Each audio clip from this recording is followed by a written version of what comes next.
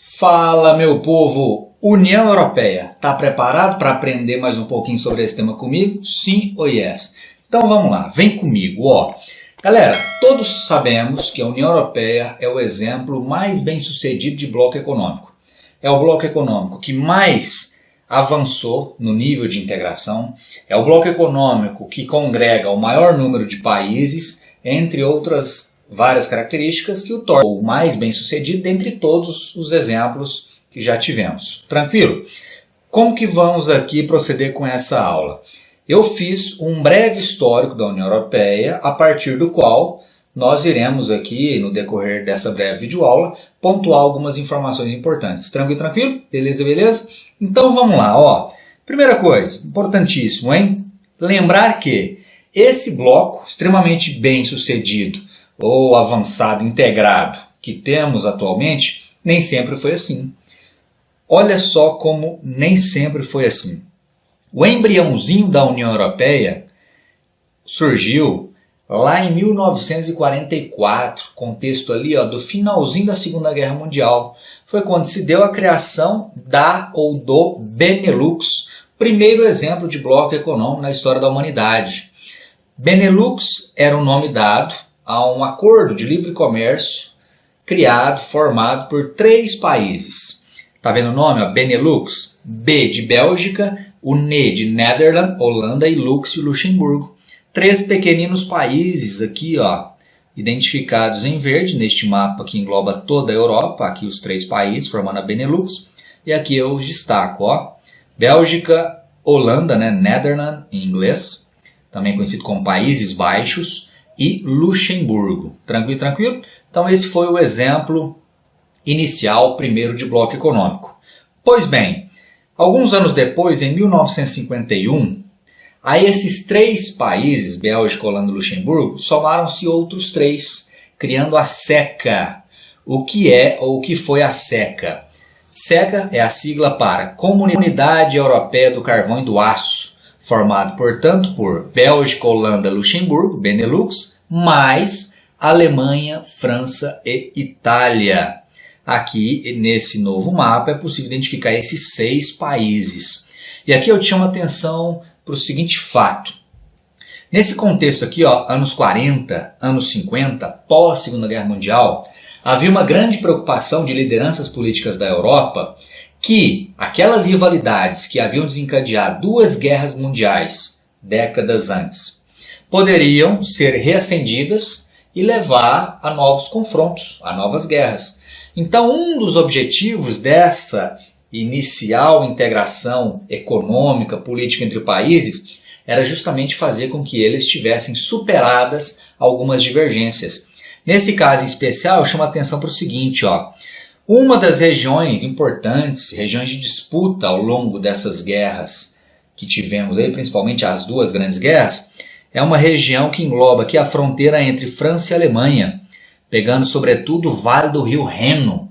O rio Reno é um importantíssimo rio que atravessa aqui ó, a parte da Alemanha, faz fronteira com a França em alguns lugares, e aí ele deságua aqui na Holanda, Países Baixos. O vale do rio Reno é riquíssimo em minério de ferro, em carvão mineral. Então daí até mesmo o nome, né? Comunidade Europeia do Carvão e do Aço, que era uma iniciativa para integrar estes países, sobretudo no que se refere à comercialização, à exploração desses recursos naturais. Joia, joia? Então a SECA, em 1951, já englobava 6 países. E aí para tornar essa integração ainda mais sólida, em 1957, é assinado por estes mesmos 6 países o Tratado de Roma, criando a chamada Europa dos 6. Esse Tratado de Roma deu origem ao Mercado Comum Europeu, conhecido pela sigla MCE, ou também pode ser chamado de Comunidade Econômica Europeia, CEE. Para muitos, esse aqui de fato, esse tratado em 57, é o nascimento, é de fato quando tem origem aquilo que hoje chamamos de União Europeia. Na época não tinha esse nome ainda. Tranquilo, tranquilo? Beleza? Joia. A partir disso, então, de 57, os acordos comerciais eles foram cada vez mais reformulados ou ampliados, melhorados, e aí a União Europeia não parou de crescer.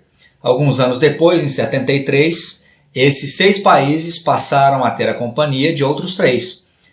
Dinamarca, Irlanda e Reino Unido. Chama atenção para o Reino Unido, porque o Reino Unido foi o último das 4 grandes potências europeias a integrar o Tratado de Roma, o mercado comum europeu. Quais são as outras 3 grandes potências da Europa?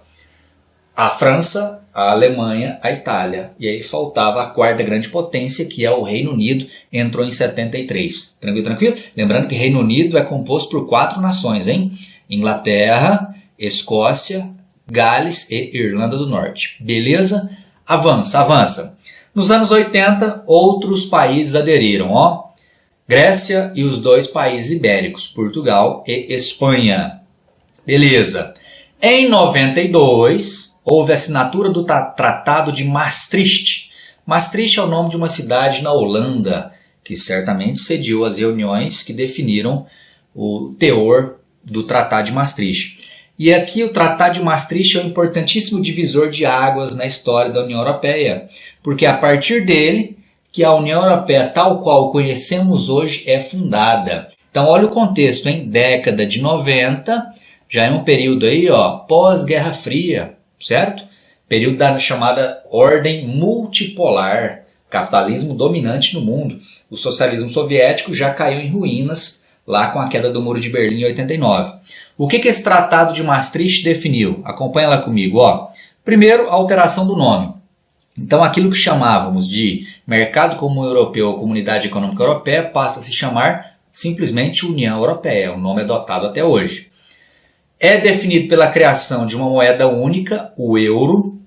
Lembrando que a definição para a criação do euro se dá em 92, mas ele só passa a ser utilizado como uma moeda no mercado, enfim, como troca comercial, a partir de 2002, 10 anos depois da criação ou da previsão da criação da moeda. Joia? Lembrando que nem todos os países da União Europeia adotam o euro, viu? O próprio Reino Unido não adotou, a Hungria não adota, a Romênia não adota, a Bulgária não adota. Enfim, a maioria utiliza o euro, mas há exceções. E também foi a partir do Tratado de Maastricht que definiu-se a criação do Estatuto do Cidadão Europeu. Criou-se então uma nova modalidade de cidadania, até então inexistente, o cidadão continental, o cidadão da Europa. Então alguém que nasce hoje na França, na Alemanha, na Espanha, ele não é simplesmente francês, alemão, espanhol, ele é europeu, cidadão europeu. Tranquilo isso aí? Eu não vou entrar no que isso aqui significa em termos de direito, mas saiba que é uma modalidade aí inaugurada pela União Europeia, em especial pelo Tratado de Maastricht. Então guarde com carinho esse tratado, essas 3 principais iniciativas aqui, ou implementações estabelecidas por ele, e o ano 92. Avança. Em 95, outros 3 países ingressaram na União Europeia, Áustria, Finlândia, Suécia. Em 2002, como eu disse, o euro passou a entrar em operação, em circulação no mercado. 2004 foi o período em que o maior número de países aderiram ao bloco. Olha só a quantidade, ó. 3, 6, 7, 8, 9, 10 países. Aqui eu coloquei só as iniciais, ó. Chipre, República Tcheca, Estônia, Letônia, Lituânia, Hungria, Malta, que é uma ilha no Mediterrâneo, Polônia, Eslovênia e Eslováquia. Perceba que aqui a maioria países pequenos e teoricamente ou em linhas gerais fracos economicamente. Destaco 3 em especial, ó, Estônia, Letônia e Lituânia. Por que esses 3 em especial? Porque esses 3 países integraram a antiga União Soviética. Eles eram socialistas. Então a entrada desses 3 países é mais uma prova do esgotamento do socialismo soviético. É bem simbólica a entrada deles, viu? Em 2007, outros 2 países, Bulgária e Romênia. 2008, a União Europeia é atingida por sua mais grave crise.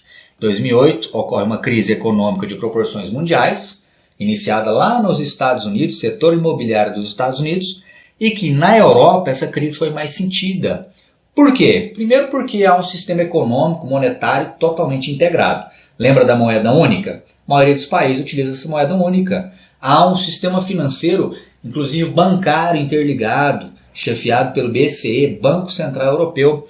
Então, quando a crise estoura por lá, alguns países mais frágeis não têm condições sozinhos de sair dessa crise. Como está tudo interligado, se esses países mais frágeis não são socorridos, isso afeta o bloco todo. Então, o que aconteceu? As maiores potências do bloco União Europeia tiveram que socorrer esses países mais afetados pela crise. É daí que surge a expressão PIIGS. Olha aqui a imagem. Ó. PIIGS é claramente uma alusão a pigs, porcos no inglês. Só que aqui você percebe que PIIGS com 2 Is, fazendo alusão a quem? A esses 5 países aqui. Ó. Portugal, Irlanda. Aqui não é a Irlanda do Norte, hein? É a República da Irlanda, que não pertence ao Reino Unido. A Itália, a Grécia e a Espanha. Esses 5 países, principalmente, foram muito afetados pela crise. E aí quem teve que socorrer? O bloco União Europeia como um todo. Isso demonstrava o quê? Que a integração com países mais frágeis economicamente, em momentos de crise, como aconteceu aqui, demonstrava não ser uma ideia muito boa. Porque os países mais fortes tiveram que socorrer os mais frágeis. Beleza, beleza? Enfim, 2013. Houve adesão do último país a ingressar na União Europeia, a Croácia. Desde então, nenhum outro país adentrou o bloco. E aí, em 2016, pela primeira vez na história, um país decidiu sair do bloco. E quem? Uma das grandes potências. O Reino Unido aprovou a saída por meio de um plebiscito. A população foi às urnas e votou sim, queremos deixar a União Europeia. Tranquilo, tranquilo? E aí você pode encontrar essa expressão, Brexit. O que é o Brexit? É a junção de 2 palavras, British, de britânico, e exit, de saída, saída britânica do Reino Unido. Esse processo de saída começou em 2016 e foi concluído agora em 2020, janeiro de 2020. Brexit, Reino Unido, sai da União Europeia. A saída formal aconteceu às 20 horas de Brasília, com festa nas ruas. Não é um fim, mas um começo, disse o primeiro-ministro Boris Johnson em pronunciamento. Começa agora o período de transição, em que as partes negociam como será a relação no futuro. O fato de o Reino Unido ter saído da União Europeia não quer dizer que ele jamais terá relações com o bloco. Ele pode ter, é o que será negociado de agora em diante. Tá? Basicamente, por que o Reino Unido optou por sair?